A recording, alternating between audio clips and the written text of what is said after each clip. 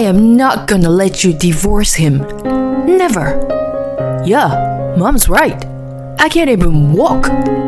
That's what my mother-in-law and my husband told me. I married my husband Aiden because I loved him. Even though we are no longer lovers, I still love him dearly as a family. My mother-in-law was strict with me in some ways, but she never said anything unreasonable. My husband's always defended me. Then one day, he had a car accident. It was a big accident, and he didn't regain consciousness. While I was busy visiting my husband and dealing with the accident, I checked the driver recorder. When I saw the footage, I was astonished. I knew I could never forgive my husband. Everything that had happened seems to be a lie. When he regained consciousness, and he was wheelchair-bound, I said goodbye to him. My name is Hazel, a 35-year-old housewife. My husband Aiden and I got married 2 years ago. I was depressed for a long time because my ex-boyfriend, who had promised to marry me, dumped me. I met my husband at a party because my friends were worried about me and took me there.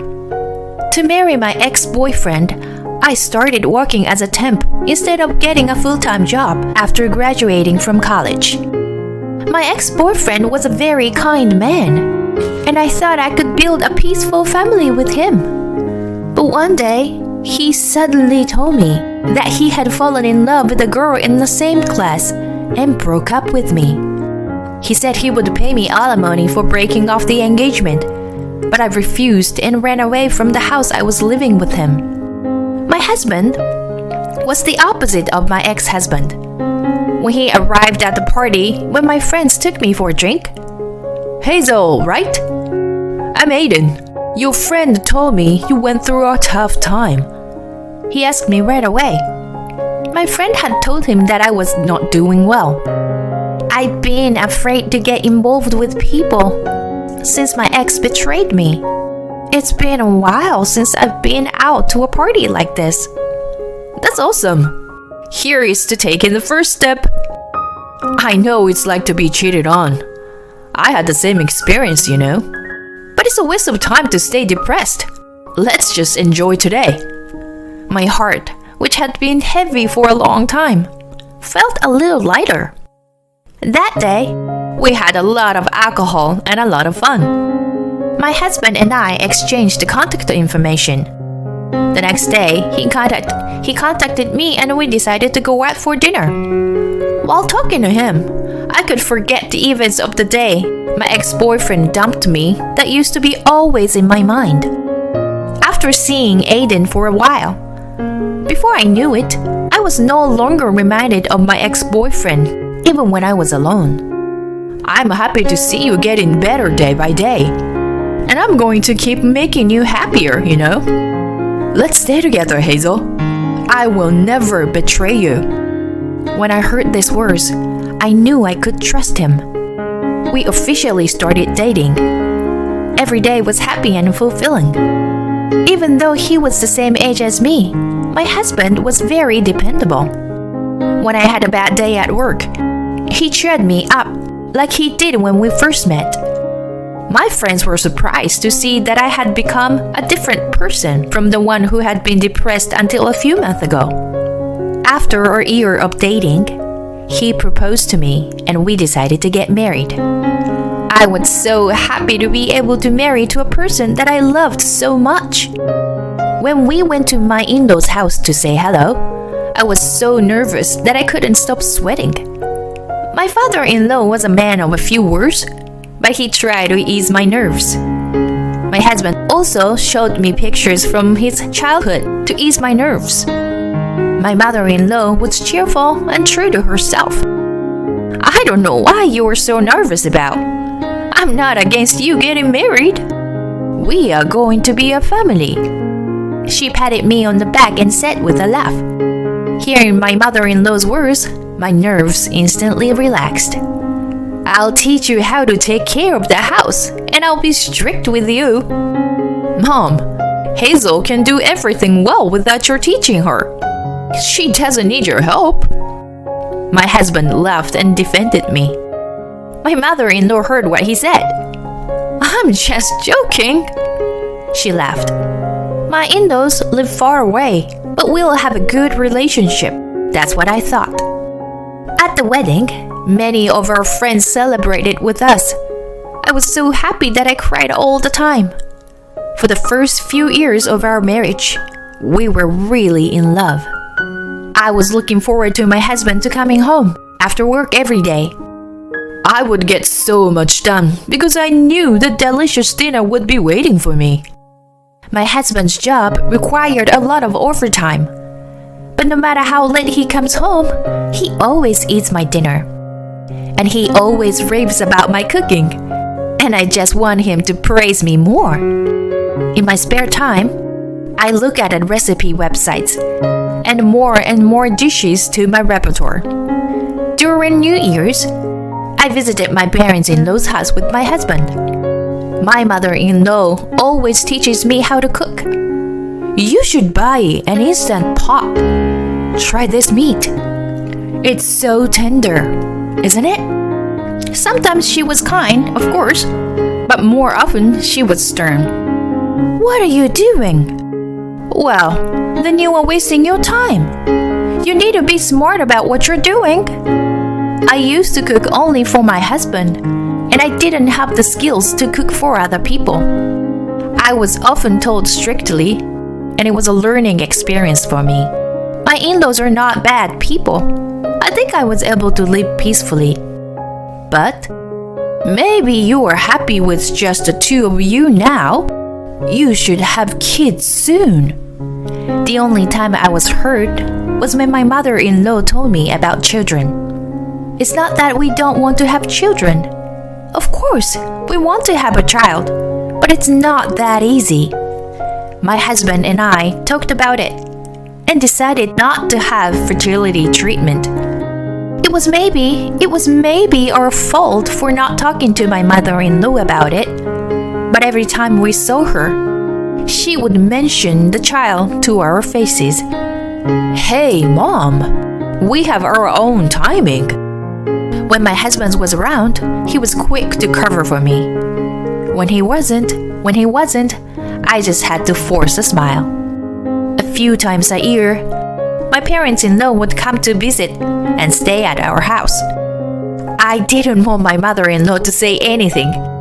So, when my in-laws come to visit, I clean the house from top to bottom.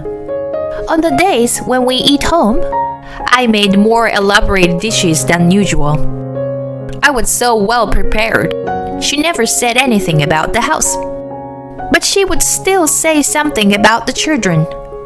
Each time, my husband defended me. Then time passed, and we were married for 5 years. Unlike when we first got married, we are no longer lovers. But that doesn't mean I don't love him anymore. He's still important to me. And we just have become family. I'm sure he's probably the same way. However, no matter how late he comes home, he always eats my cooking. We never had children, but I think we had a good relationship. I thought that no matter how old we get, we will live together with the same sense of distance. My relationship with my in-laws has not changed, and we still see each other a few times a year. The only thing that has changed is that I can talk back to my mother-in-law a little bit now. My mother-in-law is always talking to me about children. "You know, what can't be done, can't be done." I can now say it in a joking way. My mother-in-law doesn't get angry at me for that. I know that, but I can't help saying it. I'm sorry. She started to laugh with me. Then one day, I received a call on my phone from an unknown number. "Hello? Is this Aiden's wife? Your husband has been in an accident and is in the hospital. Please come to the hospital right now." I was so surprised that I couldn't catch up with what was going on. I immediately took a cab to the hospital. Coincidentally, my parents-in-law were visiting us that week. So in the cab, I called my mother-in-law. "Mom, Aiden! It's Aiden!" "What? What's wrong, Gianna? Something happened to Aiden?" He had an accident and was taken to the hospital." I couldn't speak properly because I couldn't stop crying. But my mother-in-law understood immediately. She was on a sightseeing tour with my father-in-law, but they agreed to come to the hospital right away. When I arrived at the hospital, my husband was in surgery. He was driving his car when he was hit from behind. The other car was driving very fast. He was hit hard. The hospital explained that he was unconscious and in critical condition. I broke down in tears, but my mother-in-law said, "I'm sure Aiden will be fine. We just have to wait and believe in him." I was sorry that my parents-in-law were worried about me, even though it must have been hard for them too. It took a long time, but the surgery was a success and my husband survived. My parents-in-law and I cried in relief. After that, my husband's consciousness didn't come back easily. I took turns with my parents-in-law to make sure that he would wake up at any time. While my in-laws were left in church, I was busy dealing with the accident and other formalities. As far as the police told me, my husband was the victim of the accident. The other party was arrested for dangerous driving. However, the person tested that my husband was also at fault. I wanted to protect my husband. So I went to the location where the accident happened. The car was so damaged. I thought the drive recorder might have been destroyed. But miraculously, it was safe. I took the SD card and checked it with my laptop, and the footage was still there. After that, I headed to the hospital to switch places with my mother-in-law. I was almost at the hospital when I got a call from my mother-in-law. "Hey, Gianna! Aiden has regained consciousness." She sounded so happy. I rushed to the hospital. "Thank goodness! Aiden, you're awake!" When I arrived at the hospital, I heard my mother-in-law's voice. My husband was able to talk as if he had been just sleeping. "Oh, I was in an accident? I don't remember." When I heard he was awake, his doctor came to check on him, and we all talked to him. My father-in-law also came to the hospital with my mother. His doctor said that the surgery was a success, but he didn't know if we would be able to walk again. He said he would be in a wheelchair for a while and would do the physical therapy, but they can't promise that he will be able to walk again. The atmosphere in the room was heavy, as if it was a different place than when my husband woke up. "Why? I can't walk?" After his doctor left, my husband mumbled to himself.